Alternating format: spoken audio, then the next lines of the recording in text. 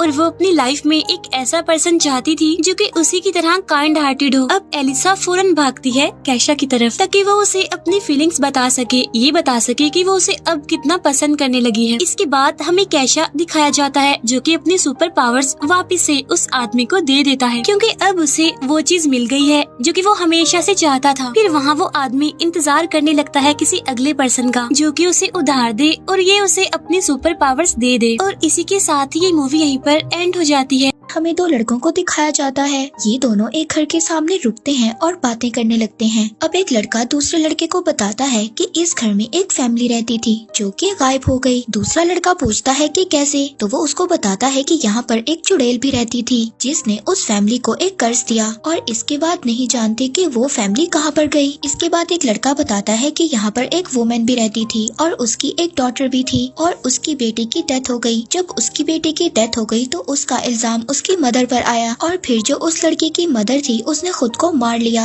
अब दूसरा लड़का कहता है कि नहीं, मैंने तो इसके बारे में कोई और स्टोरी सुनी है। दूसरा लड़का कहता है कि यहाँ पर एक मॉन्स्टर रहता था और उसने पूरी फैमिली को मार दिया था। यानी कि इस घर के बारे में अलग अलग कहानियाँ मशहूर हैं और कोई नहीं जानता कि इस घर की असल स्टोरी क्या है। इसके बाद इन दोनों में से एक लड़का घर की तरफ जाता है लेकिन दूसरा लड़का उसको रोकता है, मगर वो दूसरे लड़के को भी कहता है कि आ जाओ, डरो मत। अब ये दोनों उस घर के दरवाजे को खोलने लगते हैं, तभी इनको विंडो में एक आदमी नजर आता है। ये दोनों वहाँ से डरकर भाग जाते हैं। इसके बाद हमें एक आदमी को दिखाया जाता है जो कह रहा था कि हर घर में एक स्टोरी है। मुझे ऐसा लगता है कि इस घर में भी एक स्टोरी छुपी हुई है जो मुझे बुला रही है ताकि मैं इनके सीक्रेट को रिवील कर सकूं। ये आदमी कार में बैठा था अपनी बेटी के साथ और उसी घर में आया था जिस घर के सामने वो दोनों लड़के खड़े थे। ये आदमी एक राइटर है जो कि ड्राउनी स्टोरीज लिखता है। उसको कहीं से पता चला था कि इस घर में जिन भूत रहते हैं, इसलिए वो अपनी बेटी को लेकर इस घर में आ गया था क्योंकि वो कुछ एडवेंचरस करना चाहता था, क्योंकि उसको ऐसा लगता था कि वो इस घर में आएगा और वो एक अलग स्टोरी लिखेगा। अब ये आदमी उस घर के अंदर चला जाता है। ये घर बहुत ज्यादा डरावना था और आसपास कोई भी नहीं था, पर तभी वो एक रूम के डोर को देखता है जो कि लॉक्ड है। वो फोन पर भी किसी और को बता रहा था कि ये घर कैसा है और साथ में वो ये भी बताता है कि शायद ये एक बेसमेंट है जिसका डोर लॉक्ड है। इसके बाद वो सेकंड फ्लोर पर जाता है जहाँ पर वो एक लड़की की पिक को भी देखता है। तभी हमें उसके पीछे कोई सस्पिशियस सी चीज भी दिखाई देती है जैसे कि कोई खोज था। वहाँ पर हमें उस आदमी की बेटी को भी दिखाया जाता है जो कि कार में बैठी थी। अब जब उसके फादर उसको गाड़ी से लेने जाते हैं तो वो डर जाती है। इस आदमी की बेटी चल नहीं सकती थी, इसलिए वो उसको उठाकर घर में लेकर आता है। नेक्स्ट सीन में हमें दिखाया जाता है कि ये दोनों बैठकर टीवी देख रहे थे, जहाँ पर उस आदमी की बेटी उससे पूछती है कि हम इस घर में क्यों आए हैं। तो वो अपनी बेटी को बताता है कि मैं अब वक्त के साथ साथ क्रिएटिव नहीं रहा क्योंकि मेरी लाइफ में बहुत ज्यादा मुश्किलात आई हैं, इसलिए मैं चाहता हूँ कि मैं पहले की तरह क्रिएटिव हो जाऊँ और मैं अलग अलग स्टोरीज को लिख सकूँ, हॉरर स्टोरीज को। उसकी बेटी कहती है कि मैं इस घर में रहना नहीं चाहती, तो वो अपनी बेटी को कहता है कि हमें थोड़े वक्त के लिए यहाँ पर रहना होगा, फिर उसके बाद हम यहाँ से चले जाएंगे। तो वो उससे कहता है कि जब हम यहाँ से चले जाएंगे तो मैं तुम्हें लेक पर लेकर जाऊंगा। इस पर उसकी बेटी खुश हो जाती है और वहाँ पर रहने के लिए तैयार हो जाती है। इसी रात इस आदमी को एक रूम में लाइट ऑन दिखाई देती है, जबकि उसने उस रूम की लाइट को ऑन नहीं किया था। इस रूम का दरवाजा कभी खुलता था तो कभी बंद होता था और ये काफी ज्यादा डर गया था। अब ये आदमी उस रूम के अंदर चला जाता है और वहाँ पर उसको एक लेडी दिखाई देती है जो कि इसकी वाइफ है, पर उसकी तो डेथ हो चुकी है। वो इससे कहता है कि तुम यहाँ पर क्या कर रही हो। वो कहती है कि मैं जानती हूँ तुम यहाँ पर किस पर्पस के लिए आए हो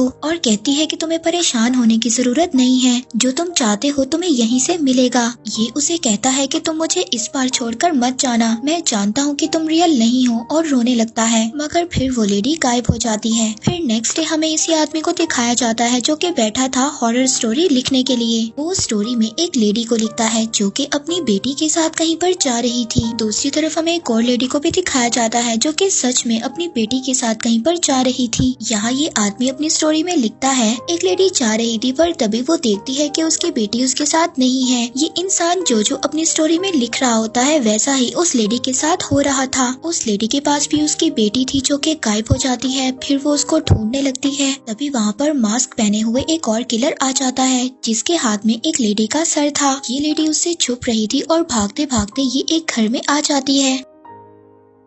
ये टीवी में एक लेडी को देखती है जो कि इस किलर से छुप रही है। फिर वही किलर उसको पीछे से आकर मार देता है और इसके साथ भी यही होता है। वो मास्क पहना हुआ किलर इसके पीछे आ जाता है और इसको मारने लगता है। दूसरी तरफ हमें वही आदमी दिखाया जाता है जो कि ये स्टोरी लिख रहा था और अब उसको ये कैरेक्टर अच्छे नहीं लग रहे थे और फिर वो ये पूरी स्टोरी को काट देता है और कहता है कि ये स्टोरी अच्छी नहीं है। मगर उसको ये नहीं पता था कि जो स्टोरी वो लिख रहा है हकीकत में वो किसी के साथ हो रहा है। अब इस आदमी की बेटी इससे कहती है कि क्या आप मुझे ट्रिप पर लेकर जाएंगे, तो वो कहता है कि नहीं, मैं तुम्हें नहीं लेकर जाऊंगा क्योंकि मैं बहुत ज्यादा थका हुआ हूँ, क्योंकि सारी रात मैं नहीं सोया और मुझे काम भी बहुत ज्यादा करना है। वो कहती है कि अगर मेरी मदर जिंदा होती तो वो मुझे जरूर लेकर जाती। और ये कहता है कि अब तुम्हारी मदर जिंदा नहीं है और वो हमारे साथ नहीं है और साथ साथ ये बर्तन भी धो रहा था और ये अपनी बेटी पर गुस्सा होता है। पर तभी यकदम जहाँ पर ये बर्तन धो रहा था वहाँ पर ये देखता है कि हर तरफ खून ही खून है। ये काफी ज्यादा डर जाता है पर फिर ये दोबारा देखता है तो वहाँ पर कुछ भी नहीं था, यानी कि कोई भी खून नहीं था। ये काफी ज्यादा हैरान हो गया था। नेक्स्ट सीन में हमें दिखाया जाता है कि ये दोबारा बैठ गया है दोबारा से न्यू हॉरर स्टोरी लिखने के लिए। अब ये एक लड़की को इमेजिन करता है जो कि एक फॉर्म में है। वहाँ पर एक किलर उसका पीछा कर रहा है और ये लड़की भागते भागते रोड पर पहुँच जाती है। वहाँ पर इसके पास से एक कार गुजरती है। ये लड़की उस कार से हेल्प मांगती है पर वो इंसान जो कार चला रहा था वो नहीं रुकता, वो इस लड़की के ऊपर से गुजर जाता है और तभी ये लड़की बहुत ज्यादा जख्मी हो गई थी। अब ये सब कुछ सच में एक और लड़की के साथ हो रहा था। अब ये जो स्टोरी लिख रहा था इसको दोबारा से ये स्टोरी अच्छी नहीं लगती। ये पेज को फाड़ देता है और वहाँ से चला जाता है अपनी बेटी के पास और कहता है कि चलो मैं तुम्हें बाहर लेकर जाता हूँ, सारा दिन तुम अंदर बैठी रहती हो, चलो बाहर चलते हैं, एंजॉय करते हैं। अब जब ये अपनी बेटी को बाहर लेकर जाता है तभी उसको रोड पर एक लड़की मिलती है जो कि बहुत ज्यादा जख्मी थी, जिसका एक्सीडेंट हुआ था। अब ये लड़की वही थी जिसको इसने स्टोरी में इमेजिन किया था और जो इसने स्टोरी में लिखा था वही सब कुछ इस लड़की के साथ हो रहा था। अब ये आदमी उस लेडी की हेल्प नहीं करता और अपने घर में आ जाता है। अब घर आकर दोबारा से ये स्टोरी लिखता है और स्टोरी में एक इवल कैरेक्टर को इमेजिन करता है जो कि था एक जोकर। ये एक लड़की को इमेजिन करता है जिसके पीछे जोकर लगा हुआ है। ये लड़की उस जोकर से भागकर एक बेसमेंट में जाकर छुप जाती है। वहाँ पर एक और आदमी भी था जो कि बहुत ज्यादा जख्मी था। तभी वहाँ पर जोकर भी आ जाता है। वो उस आदमी से पूछता है कि ये सब कुछ तुम्हारे साथ किसने किया है और फिर उससे पूछता है कि बताओ वो लड़की कहाँ पर है जिसका मैं पीछा कर रहा था। तभी ये जोकर उस लड़की को देख लेता है। वो लड़की इसको देखकर काफी ज्यादा डर गई थी। वो लड़की उस जोकर से कहती है कि क्या तुम मुझे मार दोगे। तभी हमें वो आदमी दिखाया जाता है जो कि स्टोरी लिख रहा था। उसको दोबारा से स्टोरी पसंद नहीं आती। वो पेज को फाड़ देता है और कहता है कि मुझसे कोई भी स्टोरी नहीं लिखी जाती, मैं बिल्कुल भी क्रिएटिव नहीं रहा। अब वो बहुत ज्यादा गुस्से में था और वो अपनी बेटी के पास आता है। इसकी बेटी इसको बुला रही थी मगर ये सुन नहीं रहा था। तभी इसकी बेटी इसको कहती है कि आपको बिल्कुल भी मेरा ख्याल नहीं है। वो कहता है कि मुझे तुम्हारा ख्याल नहीं है, जब से तुम्हारी मदर की डेथ हुई है मैं तुम्हारा ख्याल रखता हूँ, तुम्हारे कपड़े धोकर देता हूँ, तुम्हें खाना देता हूँ और तुम्हें उठाकर इधर से उधर लेकर जाता हूँ और अब भी तुम कह रही हो कि मुझे तुम्हारा ख्याल नहीं है। ये अपनी बेटी पर गुस्सा होता है जिसके बाद इसकी बेटी रोने लगती है। फिर ये अपनी बेटी से सॉरी करता है। इसके बाद इसकी बेटी वॉशरूम चली जाती है और ये दूसरे रूम में जाकर दोबारा से अपनी स्टोरी लिखने लगा था कि शायद कोई न्यू आइडिया इसके जहन में आ जाए। पर तभी इसको ऐसा फील होता है कि कोई इंसान सीढ़ियों से जा रहा है। ये भी उसके पीछे जाता है मगर वहाँ पर तो कोई भी नहीं था। पर तभी इसको अपनी बेटी का ख्याल आता है कि कहीं उसको ना कुछ हो जाए। ये फौरन से वॉशरूम की तरफ जाता है। ये जाकर देखता है कि वॉशरूम का दरवाजा खुला था पर अंदर कोई भी नहीं था। ये अपनी बेटी को घर में ढूंढता है, बाहर ढूंढता है मगर इसकी बेटी कहीं पर भी नहीं थी। इसके बाद ये अपनी बेटी को ढूंढते ढूंढते एक रूम में जाता है जहाँ पर इसकी वही रिकॉर्डिंग ऑन थी जिसमें ये कह रहा था मैं इस घर में इसलिए आया हूँ ताकि मैं इस घर में छुपी हुई स्टोरी को ढूंढ सकूं। मगर इसको अपनी बेटी यहाँ पर भी नहीं मिलती। इसने पूरा घर देख लिया था सिवाय बेसमेंट के। तभी ये बैठा रोने लगता है मगर इसकी वाइफ इसके पास आ जाती है। इसकी वाइफ की डेथ हो चुकी है और ये इसकी वाइफ की सोल है जो कि इसके पास आई है। ये अपनी वाइफ को रो रो कर बता रहा था कि मैंने अपनी बेटी को भी खो दिया और अब मेरी लाइफ में कुछ भी नहीं रहा। पहले तुम मुझको छोड़कर चली गई और आज मेरी बेटी भी मुझसे दूर हो गई है। इसकी वाइफ कहती है कि तुम परेशान मत हो, जो तुम्हें चाहिए वो तुम्हें मिल जाएगा और जो तुम्हें चाहिए वो तुम्हारे सामने है। इसके बाद ये देखता है कि इसके सामने बेसमेंट की की पड़ी है। अब ये इस की से बेसमेंट को खोलकर अंदर चला जाता है जहाँ पर इसको वही जोकर मिलता है जो इसने अपनी स्टोरी में इमेजिन किया था। जोकर कहता है कि आखिरकार तुम ढूंढते ढूंढते यहाँ पर आ ही गए और कहता है कि तुम्हारी बेटी को तुम्हारी स्टोरी की चुड़ैल लेकर चली गई है।